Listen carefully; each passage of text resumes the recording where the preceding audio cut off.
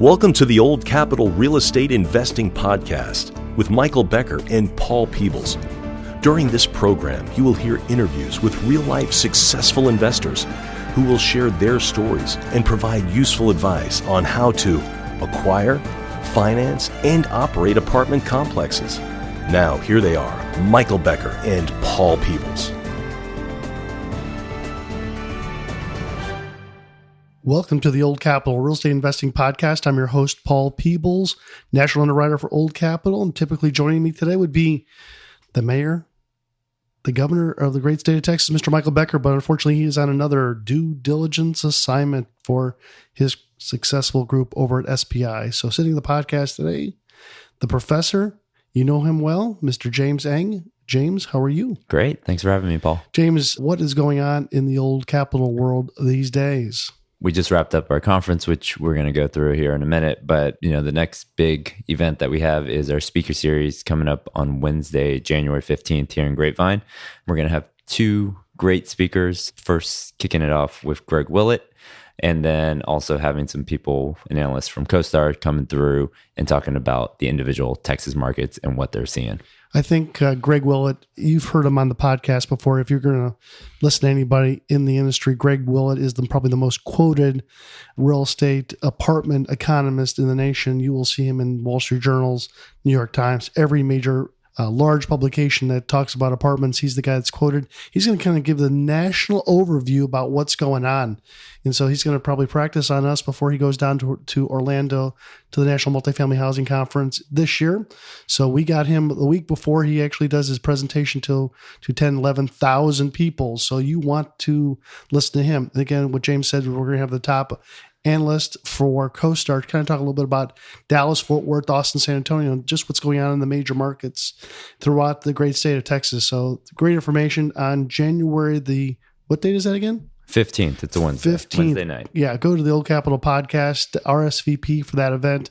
We love to see you there. There'll probably be 300-400 people there. So make sure that you are on the list to get in. So the other thing, don't forget, we're trying to get 1,000 5-star reviews on iTunes. So if you can do me a favor, go back. If you think we bring value to the multifamily platform, go back to iTunes and give us a 5-star rating if you could. And then also don't forget, James and I and Michael Becker wrote a multi-page, I wouldn't call it the Bible, but what would you call it, James? Very simply, it's just a white paper laying out how to finance multifamily products. So if you're out there either just getting started or even if you've done a couple of deals, understanding sort of the foundation, whether it's Fannie, Freddie, bridge lending, understanding those foundation points, because a lot of times in a lot of, whether it's Facebook or LinkedIn, you're seeing snippets. This just provides it all in one sort of cohesive package together. That's great. That's great because, we bring as the lender 70, 75, 80% of the money. So get to know us, make us your best friend. And so we give you kind of some of the rules of what it takes to be our best friend. So in the podcast today, we are going to talk a little bit about just kind of a recap of the 2019 Old Capital Multifamily Conference in Dallas, Texas. This was done in October, end of October. What a fantastic conference, James. So we could not have done this conference without the help of James and his lovely wife, Christine, in putting together the conference. We had hundreds and hundreds of people. So James, kind of kick us off and tell us a little bit about your perspective of the conference itself. Yeah, the conference was really 2 days. The first day, it was just sort of a pre-networking, get to know you. A lot of people were coming in, probably 50, 60% of the people were coming in from out of town. So everybody was already here in Dallas. And what we said was, let's try to do just a get together the night before. And a lot of times at conferences, there might be 50 people there, 100 people just at the hotel bar type of deal. But we had like 350 people show up. Just for a cocktail party. For a cocktail party. And so the place was jammed, which was great. And that actually gave Paul and I a chance to actually go around and talk to people. And so I thought it was great. We had, food, drinks, a little ice cream for everybody. Why the ice cream? I guess I don't understand. Why we had ice cream because, if you go back a couple of podcasts ago, we went through sort of the ice cream analogy of what Old Capital has. And we don't just have one flavor. We don't just have vanilla in terms of Fannie Mae. We've got all the different ice cream flavors that you as a multifamily investor want to eat. Do you have 31 flavors? Thousands of flavors. All these different lending programs out there, but we sort of narrow it down and we had 4. So we kept it simple for everyone there that night. So they certainly love the different flavors of ice cream and all the toppings that went with it. So a great analogy that actually turned into having real ice cream at the event. Yeah. So, the happy hour definitely was more about the people in the room.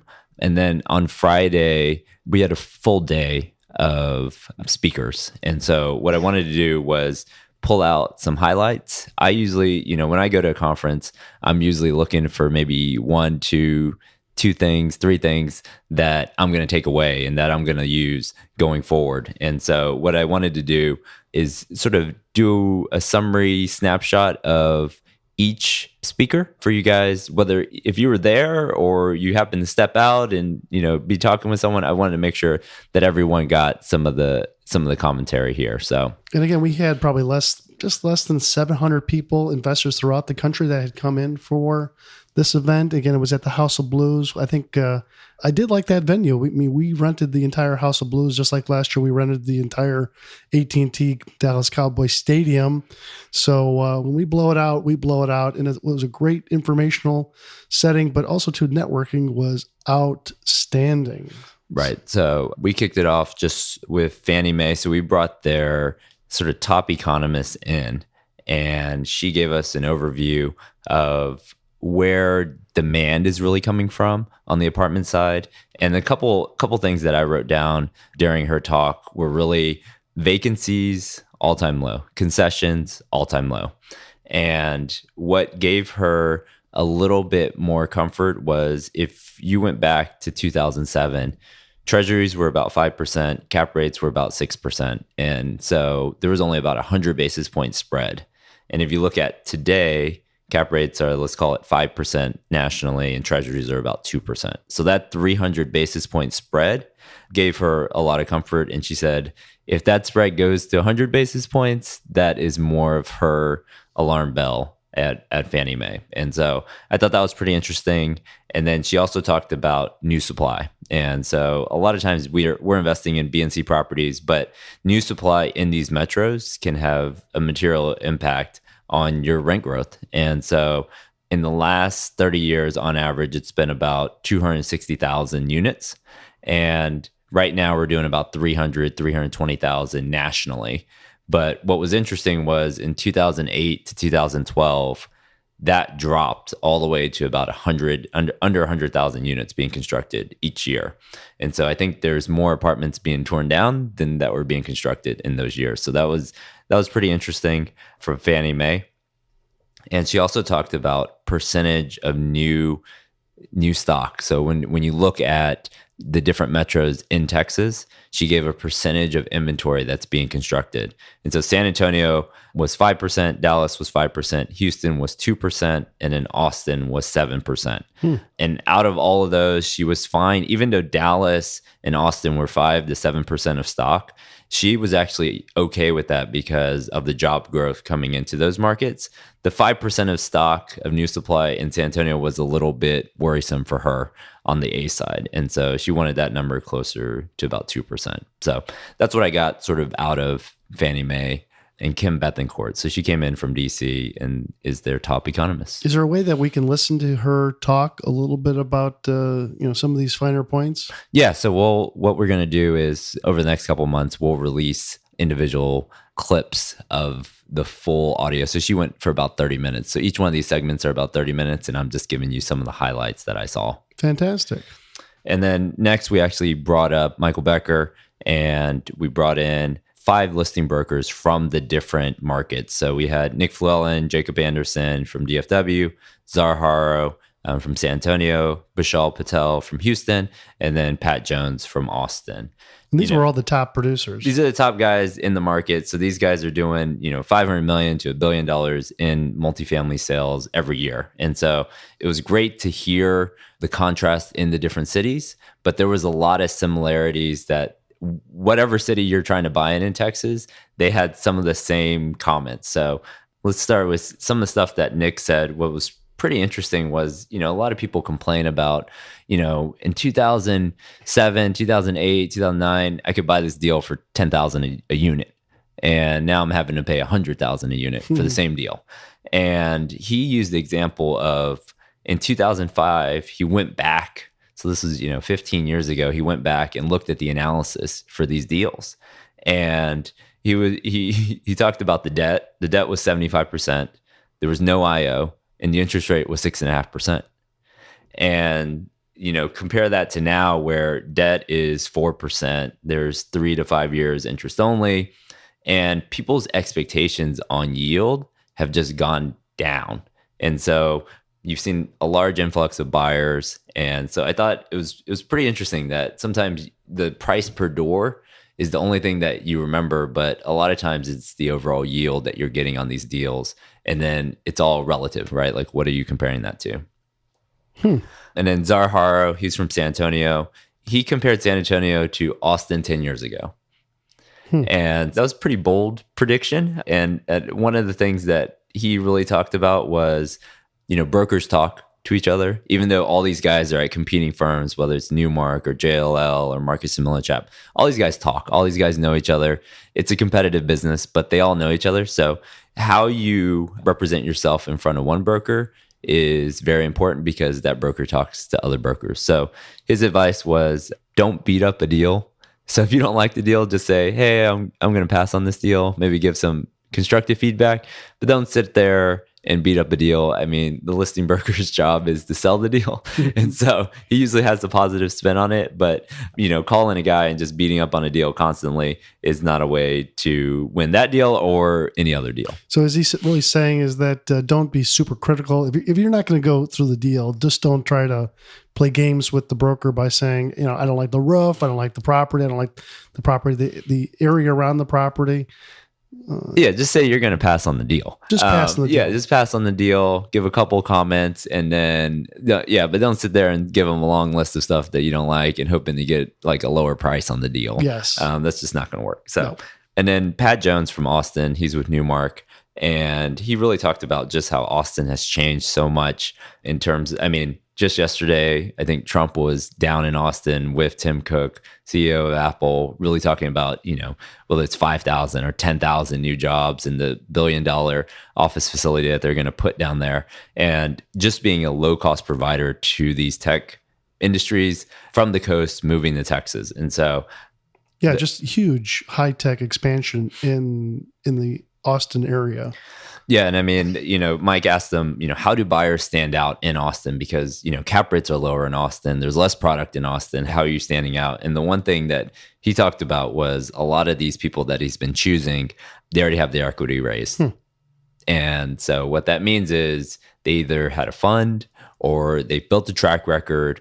They have a fund now and the money's already there. So whether it's 1031 money or it's a fund that they have, discretionary capital to go out and just buy these deals because you're taking a lot of risk off the table. So I thought that was pretty interesting. And then Vishal from Houston.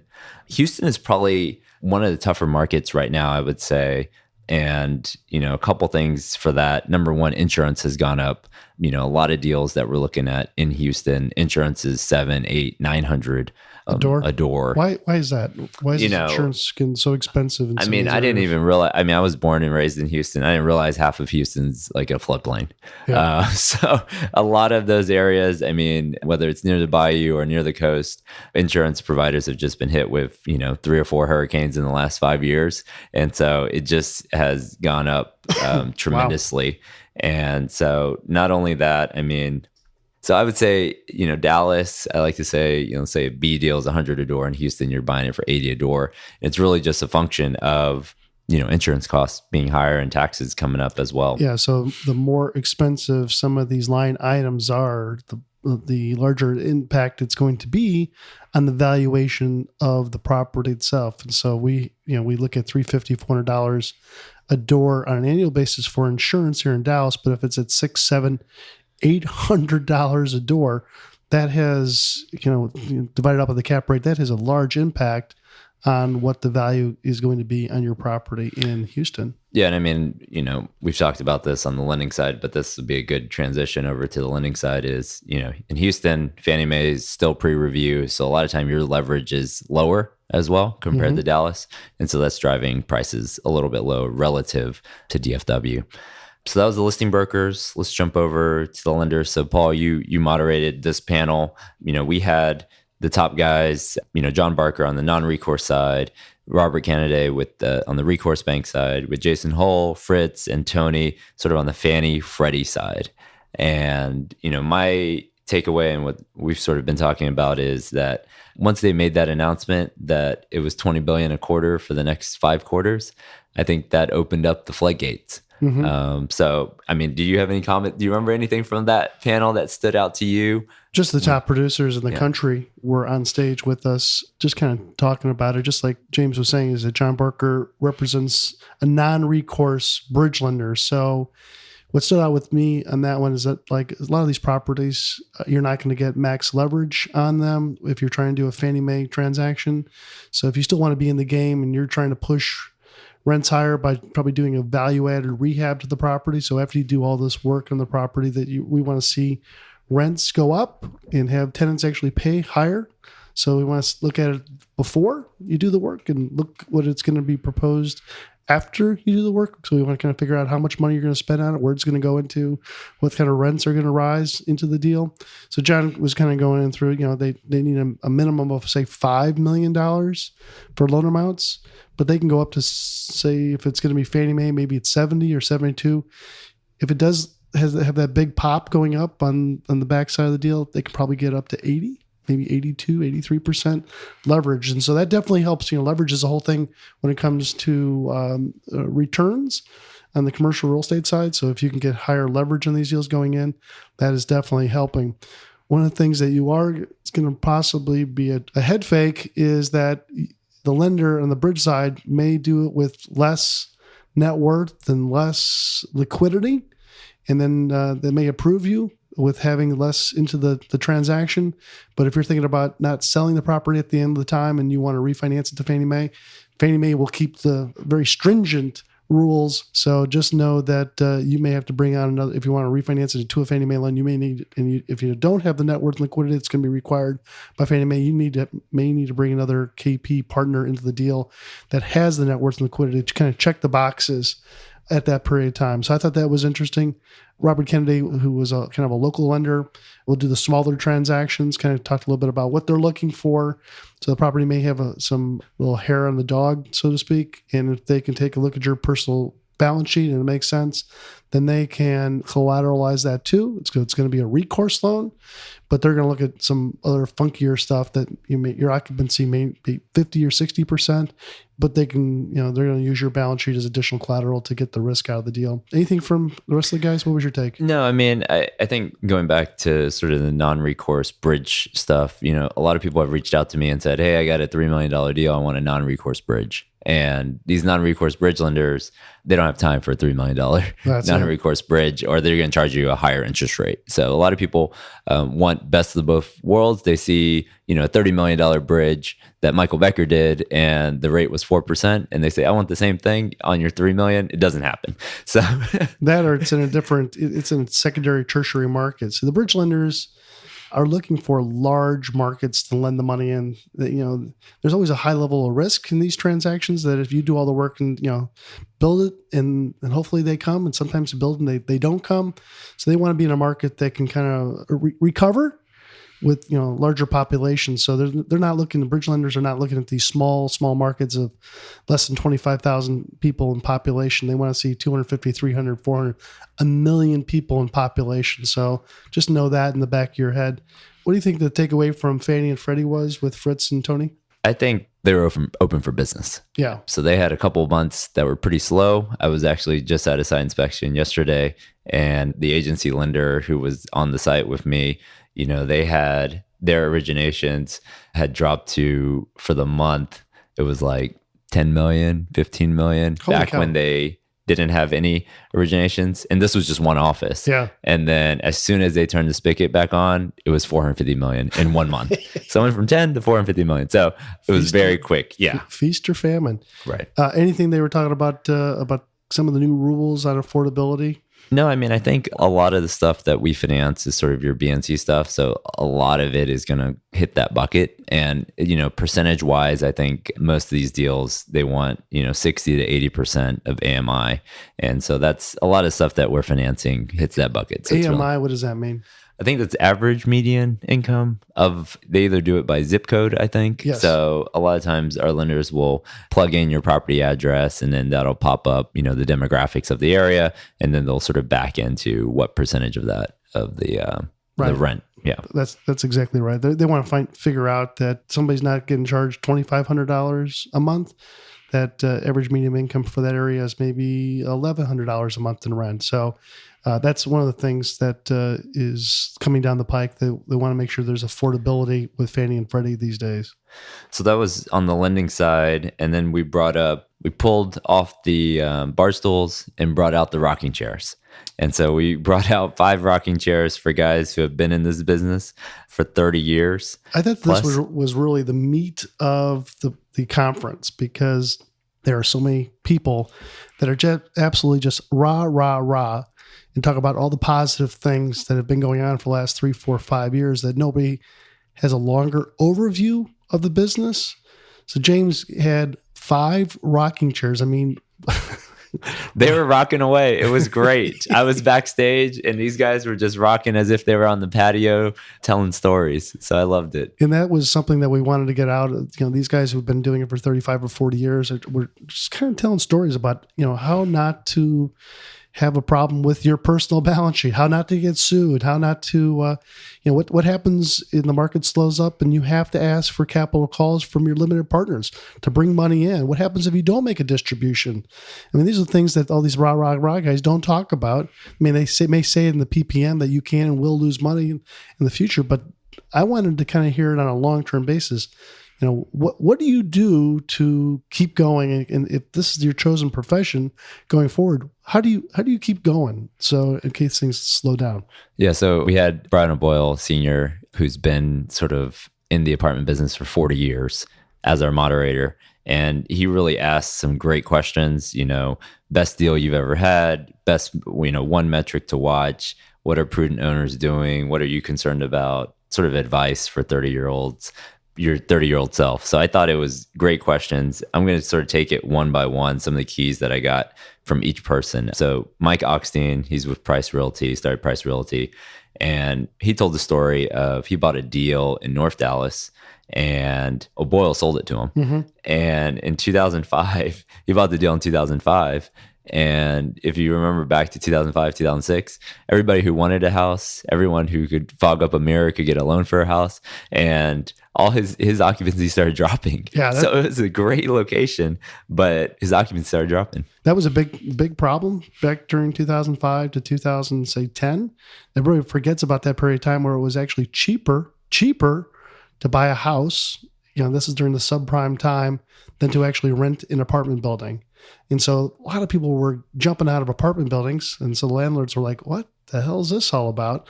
So they would be down 10, 15%, 20% just because people were that could afford to buy a house or get a house and you didn't have to put any money down type of stuff. They were jumping out of apartment buildings. So it had a big impact on occupancy during that period of time. And so he actually, during that time, he had to go back to Freddie and get his loan modified in order to sort of save that deal. And most of the time when people are up on stage, they don't really bring that up. And so I thought that was great that during hard times, he sort of figured it out and was able to sort of work through that issue because he still owns the deal now. Right. It's not one of those that, he got out and by the skin of his teeth, he still owns the deal. And I think he bought it for $30 a door and now it's worth $100,000 a door more. I don't know what that phrase is, but you owe the bank, let's say $1 million. And you have a problem or you're going to default, I mean, that is a bad problem for you. But you start owing the bank $10 million, that becomes a bad problem for them. So because some of these lenders are your biggest partners in these deals, they're hopefully going to try to work with you on that. And so a couple of things in terms of what he thinks owners should be doing. He said, first impression of a property is everything. So whether it's landscaping, leasing office, all that stuff, when someone comes in and leases a unit is everything. And then don't over leverage deals. And he said, 250 to 300 a door is not enough if you're going to hold these deals long term. Yeah. When we see the replacement reserves calculated by a property condition assessment report, so we have a PCA. That's one of the things that a lot of lenders use as an engineer go on the property. Besides just health and safety issues in the property, is there trip hazards? Is there problems next to the pool that people can drown in the pool without having fencing around the property? Is there electrical problems? Well, one of the things that they calculate is how much money just have to be put back into the property. And sometimes we get some of these property condition assessment reports reflect only $250, $300 a door in replacement reserves. I mean, that's money that kind of goes in the savings account. So when you need it, you could draw from it and put it right back in the property.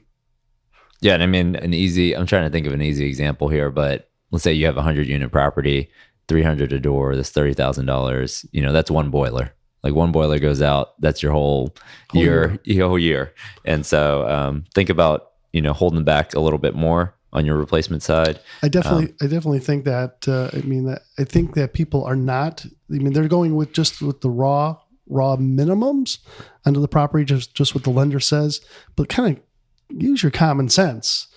Some of these deals you may have to do $450, $500, $600 if you're going to keep these properties a long time. Unfortunately, a lot of the people right now only get into them and are in there for 2-3 years and try to get the hell out. But if you're going to be forced to own this property for a longer period of time, the $200, $300, $400 that the lender is going to require you to put in is just not going to be enough. And eventually you're going to get a capital call from your general partner saying, "Hey, listen, we're going to need another $25,000 or $40,000 for you to put back into, as equity back into the deal." So the other guys on the panel were on the management side. So to them, operations matter in the upside, but in the downturn, it matters even more. And so understanding what's going on in your property, what physical needs does the property have, but then also the operations of the property was key. And so, you got to be hands-on, you got to be in front of these deals and understand what's going on. So I thought that was a great panel. The only thing, I think I forgot who I asked. I think I asked Boyle. I was like, what else do we need besides rocking chairs?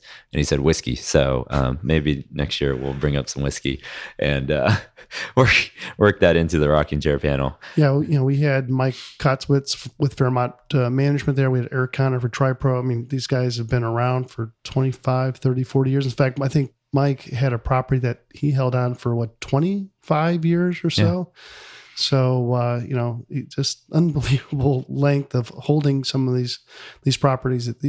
Some of these deals were not to be used as trading cards to buy, flip, and then, resell it to somebody else. A lot of these owners have owned these properties for a long period of time.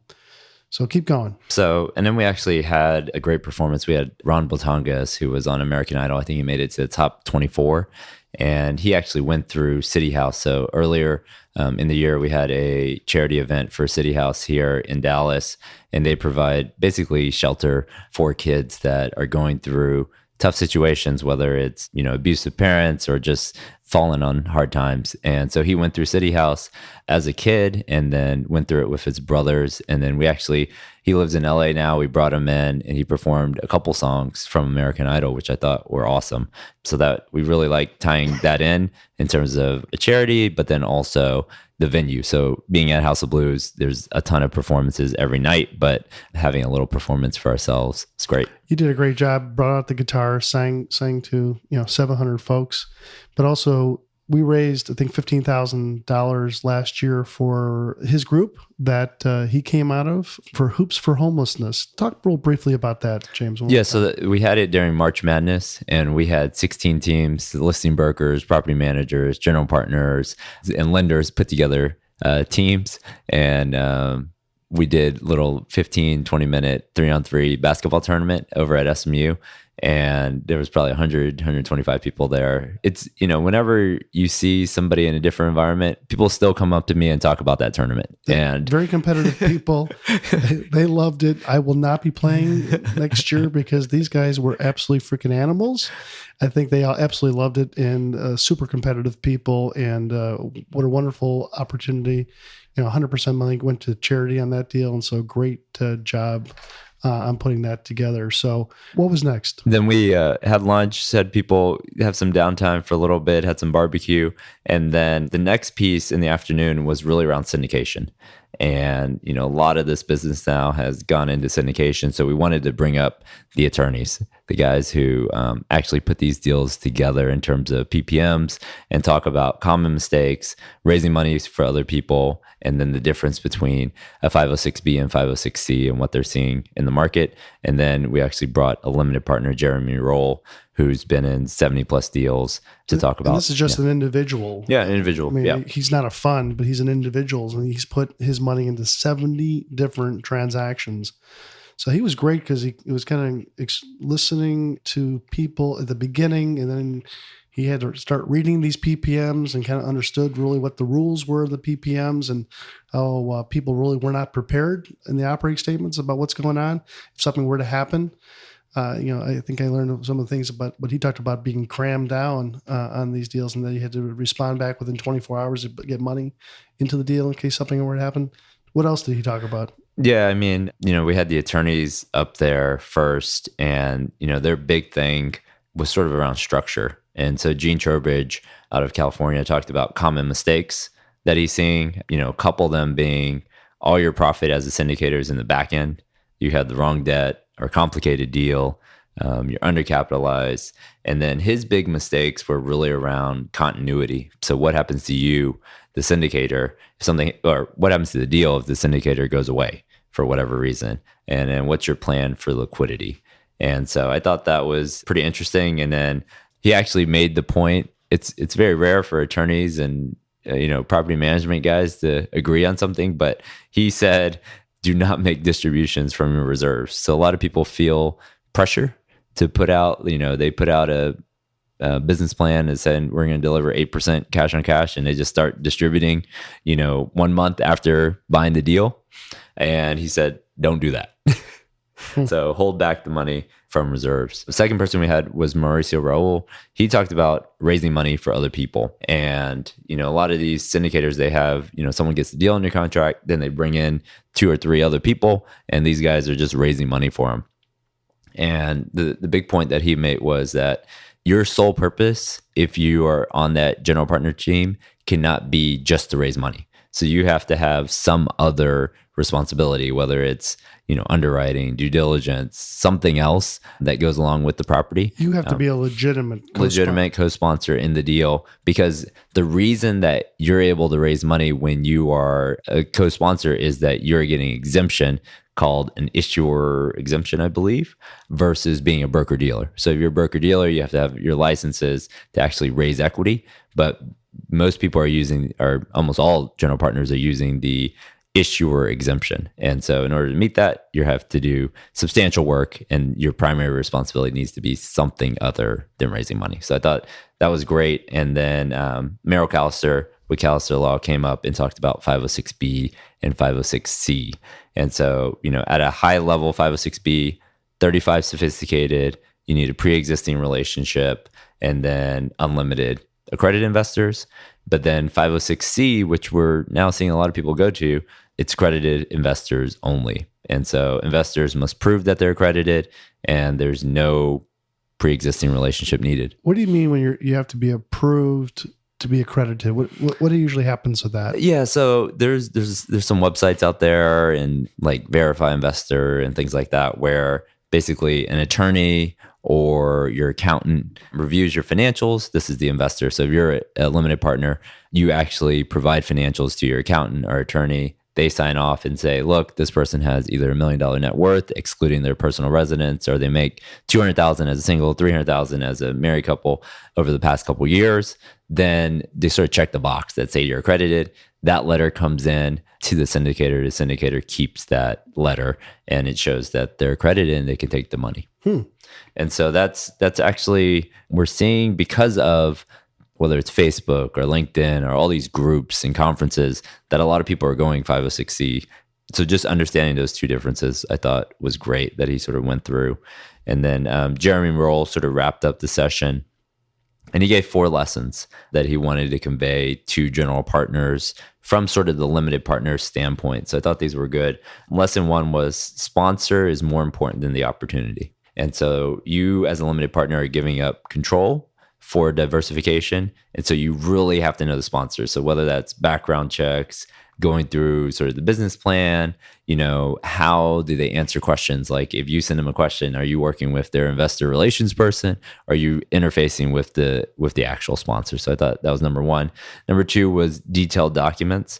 And actually I had dinner with Jeremy after the conference, and I was amazed at the amount of detail that he goes into on the operating agreement. So there's, a lot of times you get the subscription agreement, you get PPM, you get the business plan, and you get the operating agreement. So I had not spent a lot of time on the operating agreement, but that's where he spends most of his time.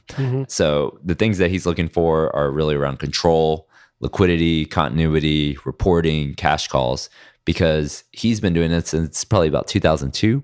During good times, nobody cares. Nobody looks at the operating agreement. Right. But during the bad times, when you actually have to maybe kick someone out and you need control of the deal or you need liquidity, nobody remembers what happened or what you talked about. Everyone just goes back to the operating agreement and says, what does the document say? Sure. And that's sort of the law at that point. So I thought that was great. Lesson 3 was communication in these relationships, in terms of being transparent, in terms of monthly financial reporting.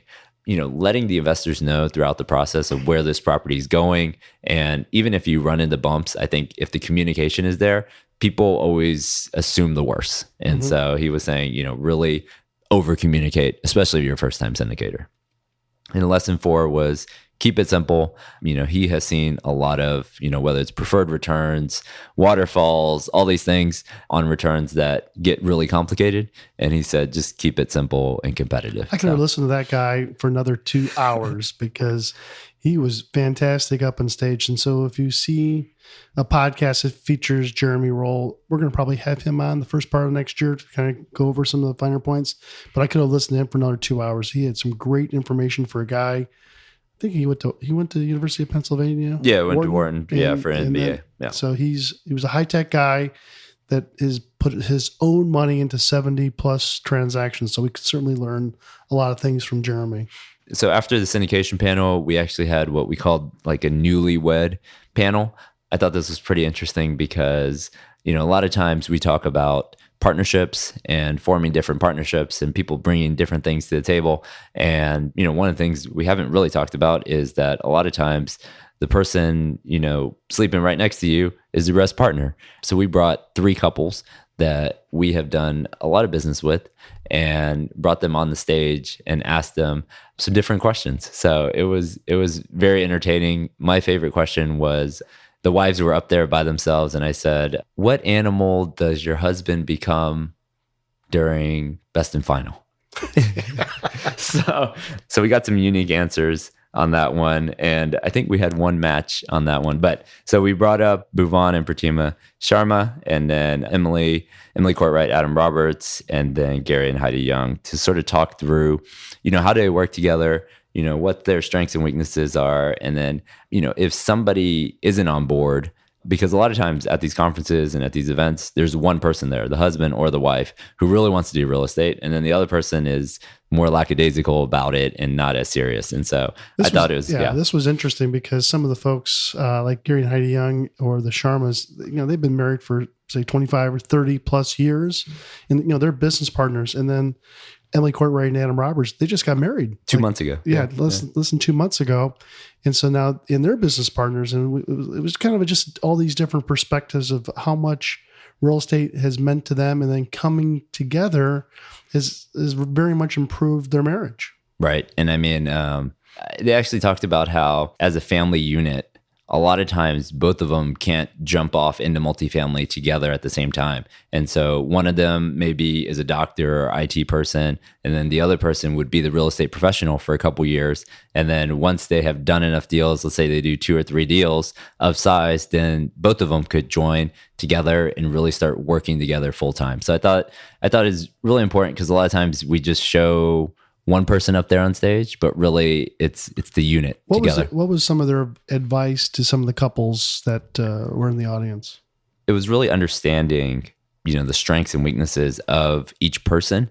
And, Emily talked about, whether it was CapEx that she was focused on, and then Adam was more of the spreadsheet guy and really spending time in the numbers and the analysis and really dividing and conquering, right? And, Gary and Heidi is definitely the one who she'll go talk to 20 listing brokers this afternoon if you let her. Sure. Whereas Gary, that's not his strength. His strength is, I've seen some of Gary's spreadsheets when he sends it to me. I've never seen that much analysis on a deal. And I'm just amazed that, he's gone to this much. And that's not Heidi's strength, right? So they're leveraging each other's strengths to really put together. It's almost like that partnership is elevating both of them to be a stronger general partner versus just one person trying to do it all by themselves. It becomes a lot more difficult. And really value the marriage above business.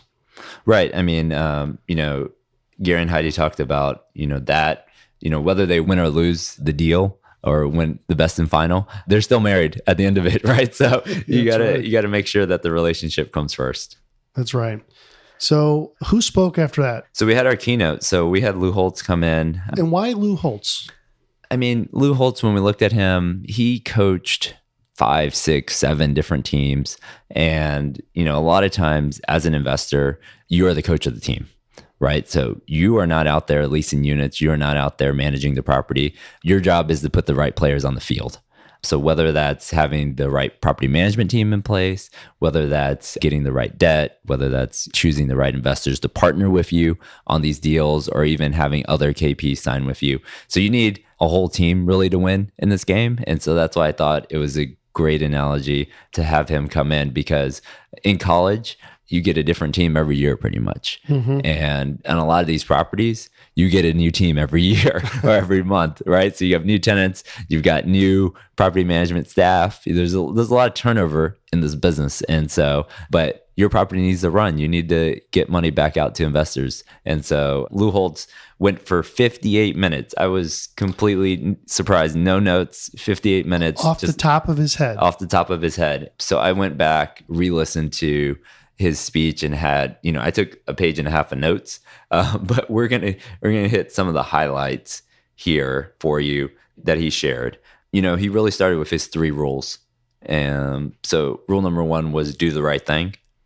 Number 2 was do everything to the best of your ability. And number 3, show people you care. And so around those 3, he really gave us a lot of stories from, his coaching time.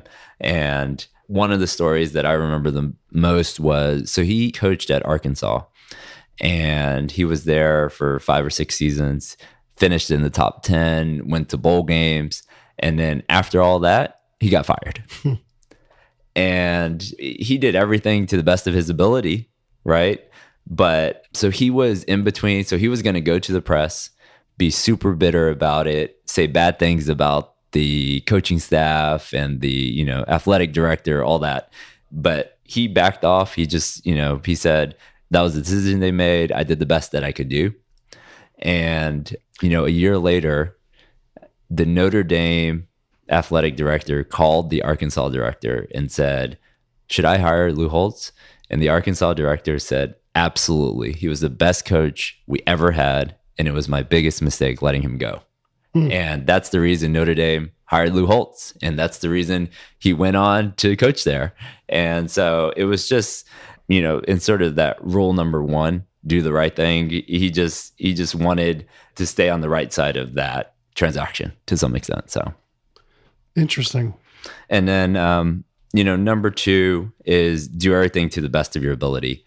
And he always talked about how on his team, he would have maybe 8 players, but 3 imposters.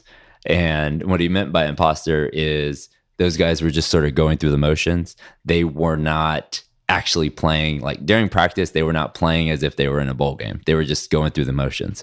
And a lot of times he just pulled those people out and said, hey, if you're just going to go through the motions, then you don't need to be here. And so he would take them out off the team and off the practice squad. So number 2, around doing everything to the best of your ability, sort of raising your standards, I thought was great. And then number 3 was show people you care. And, you know, a lot of the things that he talked about was he really had 2 jobs. His mandate was win a national championship and graduate the athletes. His job was not to get them to go to the NFL. His job was not to make the most money. His job was to win a national championship and graduate athletes. So when he won the national championship, his entire senior class graduated, which is actually very rare. You know, a lot of times, you know, people are in college, they'll go to the pros and then move on. And so he told a lot of stories about how Notre Dame, even though they have a great football program, the football coach was never going to make more than the president of the college, which is very opposite. I mean, if you go on to, I think Texas has it. I don't know if every state has it, but the University of Texas football coach is a government employee, to some public employee. Mm-hmm. So his salary is published there, and he makes way more than the president of the university. So, at Notre Dame, that was never going to happen. And Notre Dame probably was at the part of the Catholic Church, and so that they took a vow of poverty. Right. That's exactly what he said. And so it was funny. I think he said one year he made $95,000, but his kids were going to Notre Dame, so he was paying in about $75,000 in tuition. And so it was one of the things he said I thought was real good was that never attack the performer, attack the performance. Right. So, you know, really looking at, and he really picked on 3 other things in terms of building a team. And these 3 things are actually on his statue at Notre Dame. So number 1 is build trust. Number 2 is love. And number 3 is commitment. And, you know, those 3 things. And what he did was he said, think about 2 people. And the first one is somebody that you admire. Okay. Think about that person in your head. And then the second person is somebody that you do not. And then go back to those 3 things. So do you trust that person? Does that person show love? And is that person committed to excellence? And usually the person that you admire has all the 3 of those things. And so that's why it's on his statue in Notre Dame. What else did he talk about? So we'll sort of wrap it up with how he wrapped it up. So he said, if you want to be happy for an hour, eat a steak. Happy for a day, play golf. Happy for a week, take a cruise. Happy for a month, get a new car. Happy for a year, win the lottery. Happy for a lifetime, make sure people would miss you if you were gone. And so he said, the only people we miss are people we trust, who are committed to excellence and care. So that's how he ended it. He was absolutely outstanding.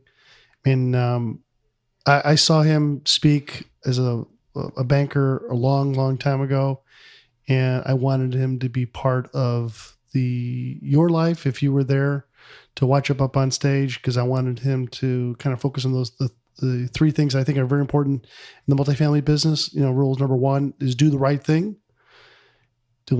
Number 2 is do everything to the best of your ability. And 3, show people you care. And that is, I think, the rules of being successful in life, but also to being successful as a general partner, operator of multifamily properties. So, you going to do this again next year? Yeah, James? No, I mean, we're going to take a couple months off here. And then, you know, I'm just extremely grateful for everyone who came out. You know, we do the conference for you guys because, I mean, I think there's positive benefits in every direction. In some ways we can't quantify, but it just is just a great event. And my hope is that every single person some people just came to the happy hour and they said, this was the best event I've ever been to. And I was like, it's tomorrow. The event's tomorrow. So we try to create memorable events. We don't want to just be another conference that you put on your calendar and go to, but just something that you're going to remember for the rest of your life. Yeah, absolutely. I mean, and James and his lovely bride, Christine, do a great job about putting on these conferences for us. And don't forget, besides a conference promoter, James is absolutely one of the top loan officers in the country. So if you do have a possible transaction for him to take a look at, or you need financing of apartments, he is the guy. So don't forget about James Eng at Old Capital. All right. Anything else we should be talking about, James? That's it. So again, great conference. We appreciate that. Looking forward to next year. Looking forward to Hoops for the Homeless in March. Looking forward to seeing everyone on January the 15th at the Grapevine Convention Center. Again, just a suburb of Dallas, just north of the DFW airport. Some great information coming out at that conference. And again, have a great time during the holidays. And if there's anything else that we can do for you at Old Capital, just let us know. We appreciate everyone's listening and support. And again, that was James Eng, the professor. I'm Paul Peebles. Have a great day. Thanks for listening to the Old Capital Real Estate Investing Podcast. Please join us at oldcapitalpodcast.com to sign up for our weekly email updates. We'll see you next week for another great interview.